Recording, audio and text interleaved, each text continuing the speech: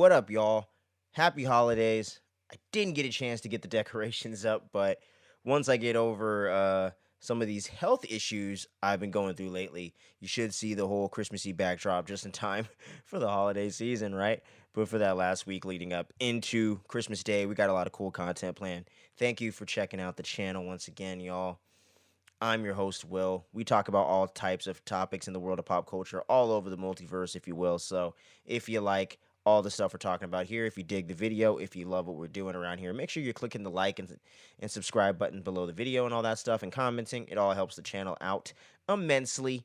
But with no further ado, let's get into this, I would almost say like modern classic in a way, but one of the most kick-ass Christmas horror movies, Christmas I don't know. Well, it's not really a slasher. Christmas horror movie. You know what I mean? Better Watch Out from 2016. And yeah, this one's definitely a underrated gem, I would say, because it definitely got some attention when it came out. It was on Shudder and things like that, I believe, if I'm not mistaken, when it came out 7, 8 years ago now. And whatever, however long ago it was. Damn, can't even count anymore. Yeah, 7 years ago. So with that, with me being able to do mathematics and figuring it out. Man, I'm telling you, I'm out of it. My apologies. But this is a really kick-ass movie, man. We got some really good actors in here. The filmmaker behind this one, Chris Peckover, isn't necessarily a known quantity out there. Isn't necessarily with isn't a filmmaker with a lot of credits behind him. He has very few credits, actually, if you go check the IMDb page and all that stuff. He hadn't really done much before he did this film, Better Watch Out, in 2016. And I got to tell you, he did a great job. Like, it's so well directed. It's so like well put together. It has really great editing, really cool shots. Like, the camera doesn't stay still for too long, but when it needs to and when it wants things to rest in the frame and let the actors do the acting and let them do the talking and really get into it, it's freaking awesome, man. Like, I love everything going on with that. So just the way Chris Peckover directed this thing, I thought was just so well done. And I really want to see a lot more stuff from this guy in the future because this movie is just so well done. The performances he gets out of the actors are so strong, so top notch. There's not a weak actor really in the film. I would say there's a couple of them, kind of the main antagonists and protagonists, if you will, are kind of stronger than everyone else for the most part in the film. But I would say everybody does an admirable to great job. So definitely kudos to the cast and crew. And just getting into the overall premise for those that don't know, I don't want to spoil too much of the fun surprises, you know what I'm saying?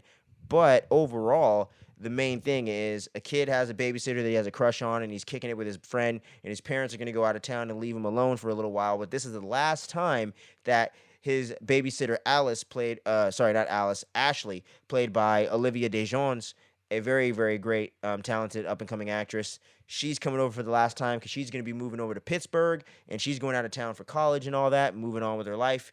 And Luke is making a last-ditch effort to get with her, but then a home invasion situation happens, and the film takes a completely unexpected turn right from the beginning.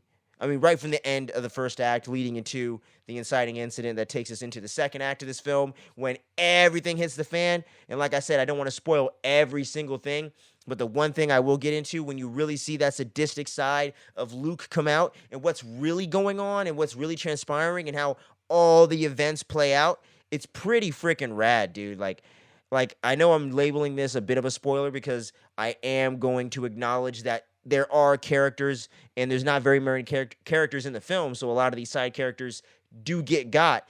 And the way that they get got, man, is crazy. Like, the way that the kills go down are much more realistic and have a lot more realism to them than a lot of these other horror movies out there. You know what I'm saying? They're not going with the full slasher Friday the 13th type vibe. They're going much more with a grounded, more thriller, realistic feel to it. Like, if somebody was really killing people in these certain ways, that's when you're really going to see it come out. So I really like the way that they also executed the kills where there was some blood, wasn't really any guts, but there was some really big intensity, and they were very effective, but they weren't over the top, and they were very less is more for the most part, except for one really shocking kill. But all I'm gonna say is he fucking home aloned him for real. Like, and it was so crazy because I remember thinking about what the hell would happen if that actually went down in a movie or went down in real life, especially. Like, I always thought about that watching that crazy ass moment in Home Alone. So if you know, you know, and if you don't know, there's a hint for you.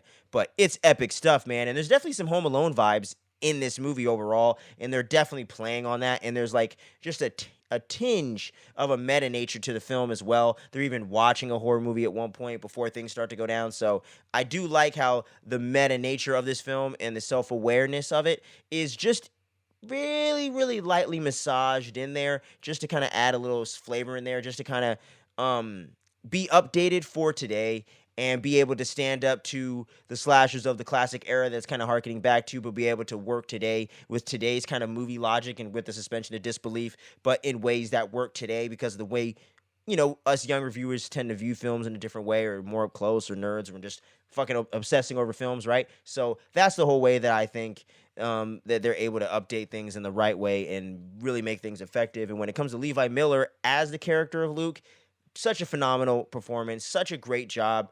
I know he's done some things outside of this as well, but he definitely has not hit his stride fully yet, and I can't wait to see when he definitely reaches that next echelon, because I think he has the talent to do so. Such a phenomenal performance, man. Really was. Olivia DeJonge, once again, phenomenal performance as kind of our final girl, our lead protagonist of the movie, and she does a great job. I think she was really awesome in the movie, badass when she needs to be, plays it up to where she needs to be scared and intimidated in certain moments, and just the overall like kind of journey of the characters. Not like a big like changing arc, but the whole arc of how their relationship changes after that kind of harkens to things like The Babysitter from Netflix and that kind of whole dynamic. And I think the Babysitter was actually kind of borrowing from Better Watch Out in a certain sense, but just kind of taking out the whole Christmas vibe of it. And that's another thing that I do like about this movie. You definitely feel the Christmas vibe, and you get that in there with the carolers, with the decor, with the Christmas sweaters that the character Luke ends up wearing and things like that, and just the overall decorations and the way that he's implementing, the decorations into the twisted things going on. I think they really do work in the Christmas stuff just enough to where you could call this a Christmas horror movie, and it makes sense, and you can't really argue it. But at the same time, it's not leaning too heavily into it. It's not playing on the themes as hard. You know what I'm saying? It's just kind of using that for kind of like set dressing, kind of the backdrop, kind of changing it up, kind of setting the stage for why they're home alone, and kind of building off of that Home Alone type premise if things really went wrong and Kevin was as twisted as all the Jigsaw theories were. That's what this thing is. So kind of dancing around some of the topics and some of the overarching details. And I don't want to spoil too much for you, but for those of you that know, that have seen this film before, that are checking this review out, you know exactly what I'm talking about. And it's just fucking well done. So whether you agree or disagree with me, man, that's just how I got to put it out there, because I just think this film is hella underrated and so well done. Like the kill scenes, the acting, the sound design, the set design, cinematography, everything. Like everything works for this movie for the most part. The only real criticism I have for it is I think the ending is a little bit of a cop-out in a certain way, to where I don't think they didn't have to go the cliche route where the villain loses, but I thought there was a way to wrap up the story in a more concise way to where it was more satisfying. And I think maybe they were kind of loosely trying to set this up for a sequel, because they figured maybe they could turn enough profit, because I think it had a limited run in theaters. I'm not 100% sure on that, but it does have Blu-rays, because I do own it over there on that shelf. So I'm not sure exactly what went down with that. I haven't really seen anything else come out from Kevin Peckover since this film, so only time will tell what's going to go down with that. But I absolutely love this movie overall. It's a freaking kick-ass film. Better Watch Out, a 9 out of 10 for me. If you've seen this before, let me know what you thought about it the first time you seen it. And did you think that whole first act and the second act twist and swerve really got you, Swerve Strickland style? Or did you see it all coming? Or if you haven't seen this movie, you need to go check it out right now. And let me know what you thought about it after you do so in those comments below. Thank you so much for checking this out and sticking to this to the end. If you did, really appreciate all you viewers out there. We got so many cool things planned for 2024, and we're going to get some more content going for you guys throughout the week a little bit here, because like I said, I am having some, dental issues, some health issues right now, so going to be going into surgery and doing some shit. So, we're going to have some content there. We're going to be getting the edits up to you in this weekend and getting in the next week, leading all the way into Christmas. We're going to be getting stuff out to y'all. I won't be out of commission for too long. But, yeah, so you're going to have a couple things coming out, a couple videos this week. We're definitely going to have a few more videos next week, So make sure you stay tuned. Don't sleep. I love and appreciate y'all. Stay safe out there for the holiday season. Catch you on the next one.